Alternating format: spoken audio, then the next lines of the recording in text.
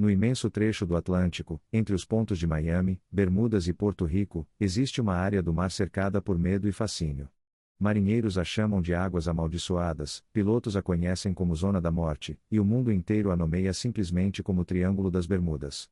Suas ondas, à primeira vista, não parecem diferentes de qualquer outro oceano, mas quem ousa atravessar descobre um silêncio pesado, um silêncio que engole navios e aviões inteiros, sem deixar sinal, sem pedido de socorro, sem sobreviventes. Apenas ausência. Tudo começa com o vento.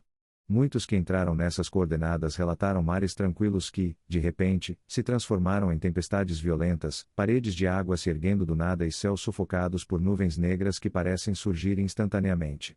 Os rádios estalam em chiados, bússolas giram como relógios quebrados, e no caos a tecnologia falha. É como se o triângulo desejasse deixá-los cegos e indefesos. Durante séculos, o padrão foi sempre o mesmo: barcos desaparecendo, aviões evaporando no meio do voo, suas últimas palavras quase sempre geladas. Não conseguimos ver o horizonte. Está tudo errado. As lendas remontam aos primeiros exploradores. Registros contam que Cristóvão Colombo relatou estranhas luzes e leituras erráticas da bússola ao navegar próximo dessas águas em 1492. Sua tripulação se apavorou ao ver bolas de fogo cruzando o céu e mergulhando no oceano. Pescadores locais falavam de espíritos que atraíam marinheiros para a morte, vozes que surgiam da neblina e os conduziam a recifes invisíveis e abismos sem fim. Com o tempo, as histórias se multiplicaram: cargueiros sumindo sem disparar sinal, caças desaparecendo dos radares, iates luxuosos encontrados à deriva, refeições ainda quentes sobre a mesa. Mas sem ninguém a bordo. Talvez o caso mais famoso seja o do Esquadrão 19. Em dezembro de 1945, 5 aviões da Marinha partiram da Flórida para um treinamento rotineiro. Horas depois, a voz de seu comandante ecoou no rádio, tensa e incerta. Tudo parece estranho.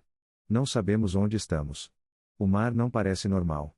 Sua bússola girava sem parar. O esquadrão vagou, consumindo combustível, até o silêncio tomar conta. A Marinha enviou uma aeronave de resgate para procurá-los. Mas ela também desapareceu junto com a tripulação. Nenhum pedaço de metal, nenhum corpo foi recuperado. 19 homens engolidos, como se o próprio céu os tivesse tragado. Esse é o Triângulo das Bermudas. Um lugar onde a lógica se desfaz e a física se dobra. Alguns acreditam em gás metano liberado do fundo do mar, capaz de sugar embarcações em segundos. Outros falam de anomalias magnéticas, redemoinhos de ar que distorcem luz, quebram radares e destroem qualquer senso de direção. Há ainda quem acredite em fendas no tempo, pilotos relatando relógios que saltaram horas num piscar de olhos, navios que chegaram dias depois do previsto com tripulações desorientadas, incapazes de explicar o que havia ocorrido. Muitos acreditam que o Triângulo não pertence a este mundo. Que, nas profundezas, exista um portal, uma rachadura na realidade, conduzindo a outro lugar. Os raros sobreviventes contam sobre águas incandescentes, céus tingidos de cores impossíveis e a sensação sufocante de serem observados por algo imenso e inteligente. Um capitão registrou em seu diário que sua tripulação avistou uma cidade de luzes sob o mar, estendendo-se por quilômetros. A última frase borrada pela água dizia: "Estamos sendo puxados." Ele e seu navio jamais foram encontrados. Há também relatos de embarcações que ressurgem décadas depois, cobertas de ferrugem e cracas, vagando silenciosas sem tripulação. Um cargueiro foi localizado nos anos 1960, embora tivesse sido dado como perdido 30 anos antes. Dentro, cabines intactas, camas arrumadas, como se a tripulação tivesse evaporado.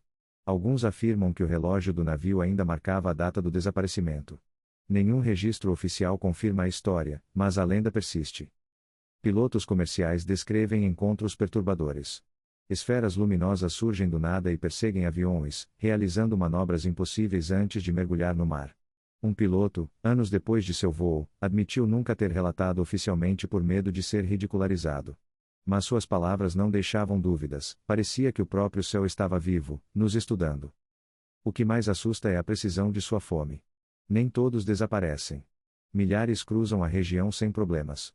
Mas quando o Triângulo decide agir, o faz sem piedade, deixando apenas fragmentos de vozes no rádio e ecos fantasmas dos últimos minutos.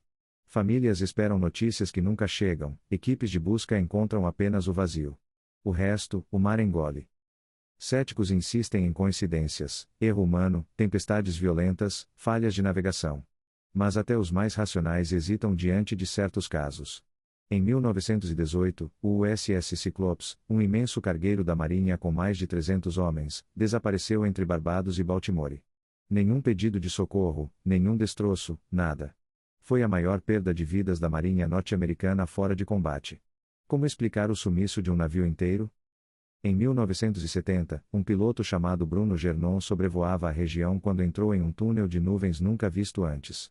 Seus instrumentos enlouqueceram, o avião sacudia como se fosse engolido, e de repente, em minutos, ele estava em Miami, tendo percorrido mais de 100 quilômetros em tempo impossível. Para ele, o tempo havia dobrado. Para a ciência, apenas delírio. Mas sua história ecoa como tantas outras: o triângulo é mais fenômeno do que lugar. Algo vivo. Algo à espreita. Outros ligam o mistério à cidade perdida de Atlântida, sua tecnologia adormecida ainda pulsando sob o mar. Sonar já captou formas geométricas gigantes no fundo oceânico, simétricas demais para serem naturais. Alguns afirmam ter visto pirâmides de cristal brilhando suavemente nas profundezas, mas suas gravações nunca sobreviveram às falhas inexplicáveis do equipamento. Quanto mais se busca, menos se entende. E não são apenas máquinas que sofrem ali. Marinheiros que escaparam relatam alucinações, vozes sussurrando em línguas desconhecidas, figuras de pé sobre as ondas que se dissolvem em névoa ao serem alcançadas. Seria loucura, ou um vislumbre de algo que não deveríamos enxergar? Nem satélites nem drones conseguem respostas. Baterias drenam em minutos, câmeras registram apenas estática, dados se apagam sozinhos. Como se o triângulo repelisse ser observado, protegendo seu segredo. Há quem acredite em arquivos ocultos, relatos encobertos, destroços recolhidos em silêncio. E se o governo já soubesse o que existe lá, mas ocultasse do mundo? Mesmo assim, caçadores de tesouros e curiosos continuam indo. Muitos retornam em choque, recusando-se a falar. Outros nunca mais aparecem.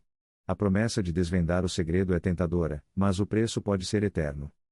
Imagine-se lá agora, navegando em águas lisas sob a noite. O horizonte se desfaz, as estrelas desaparecem na neblina. Sua bússola enlouquece. O GPS apaga. O motor falha embora o tanque esteja cheio. O rádio chia, e nos estalos surge uma voz. Talvez de alguém querido, talvez a sua própria, vinda de algum lugar impossível. A névoa se fecha, seu barco preso em um casulo. Você tenta voltar, mas cada direção é igual: água infinita, escuridão infinita. Até que tudo some. O mundo segue, mas você não faz mais parte dele. O Triângulo das Bermudas jamais entregou sua verdade. Seria mar imprevisível, intervenção alienígena ou um rasgo entre dimensões que não compreendemos? A cada avanço da tecnologia, o enigma parece se aprofundar, como se a região sempre estivesse um passo à frente da nossa compreensão. O que ela toma, mantém. O que mostra, serve apenas para nos assombrar. Assim a lenda cresce. Cada onda carrega ecos dos que se perderam. Cada vento sopra vozes esquecidas. O oceano guarda seus segredos, mas o Triângulo das Bermudas guarda sua fome. É o lembrete de que, mesmo em nosso mundo moderno, nem tudo pode ser mapeado, nem tudo pode ser explicado, e alguns lugares permanecem indomados pela razão. Agora eu pergunto a você: o que acredita realmente existir sob as águas do Triângulo das Bermudas? Seria apenas caos natural, ou algo além da compreensão humana, nos observando das profundezas?